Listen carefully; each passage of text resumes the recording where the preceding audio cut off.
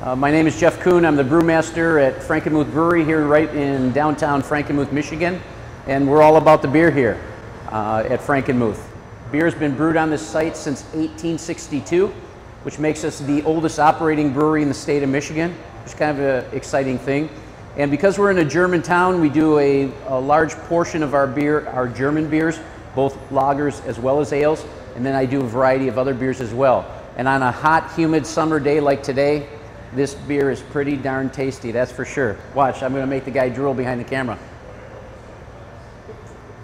Oh yeah, that's awesome.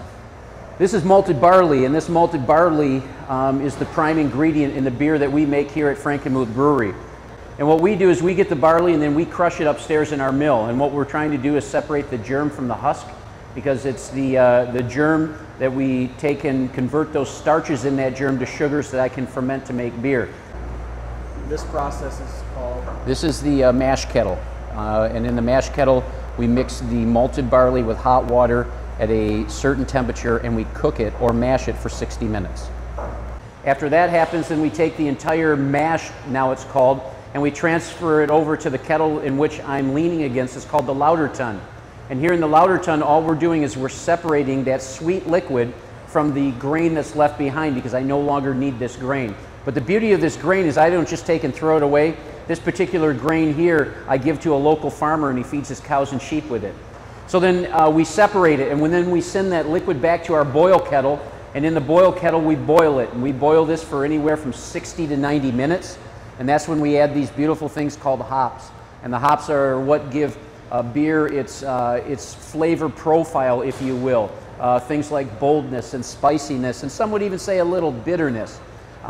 Which are all important things, because the hops balance out the sweet flavors from the malt itself, which is a sweet product.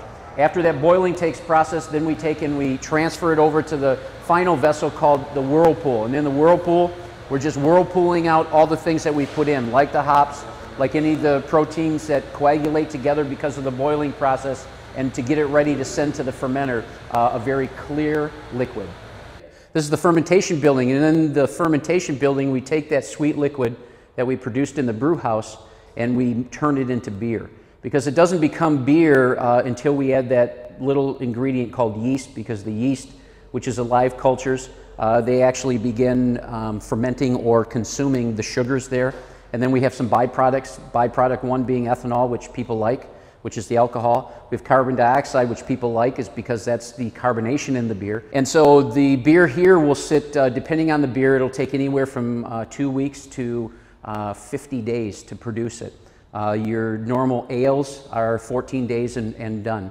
Reason being for that is that they ferment at warm temperature, which is room temperature, and so they ferment very quickly and they mature pretty quickly. So after they're done fermenting, then we cold condition them, and in 14 days they can go right to the glass, or keg or bottle, or however we're going to package it. And so here in the fermentation building, that's where we make this magic happen. And when we use the yeast, then we recover the yeast and reuse that time after time again until I can't use it any longer. And that's how we create beer here. Right now we're distributed. I have 13 distributors that handle the state of Michigan, and so we are all over the state. So wherever you go, ask them for it. Ask for Frankenmuth beer. This is our cellar area where we take the finished beer and we process it and package it. This first packaging machine here helps us package it into kegs. We have both half barrels, which is for someone with a large thirst, and this one is actually partially full, or we have 1/6 barrels, which is about 1/3 of the volume of this. And so this particular machine is a 2-station. It cleans them, sanitizes, sterilizes them, and then fills it with cool, ready-to-go carbonated beer. And we do bottle beer here, and looks like we're getting ready to fire some of that up a little bit later today, because we want to get some beer in fresh bottles. Just a small bottling line that allows us to do about 20 bottles a minute. Not high speed by any stretch of the imagination, but it gets the job done. Yes. Kegs, bottles. Don't have too many bottles in here right now. Got some root beer and a few cases of beer, but stuff doesn't last too long here.